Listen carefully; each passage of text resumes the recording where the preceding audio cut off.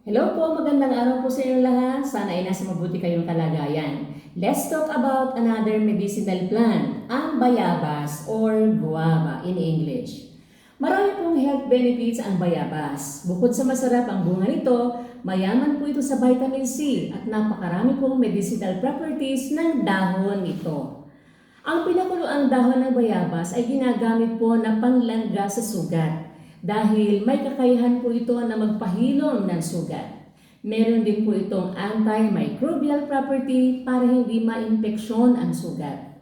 Dagdag pa dito, ginagamit po ang dahon ng bayabas bilang tsaa at traditional medicine para sa mga sumasakit ang tiyan bunga ng hyperacidity.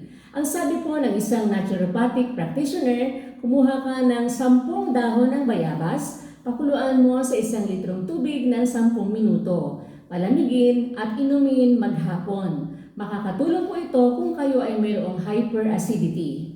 Pero syempre, hindi naman ibig sabihin, hindi na tayo magpapatingin sa doktor kung tayo may nararamdamang sakit. If symptoms persist, consult your doctor. Sana po ay may natutuhan kayo. Follow me for more videos. Maraming salamat po.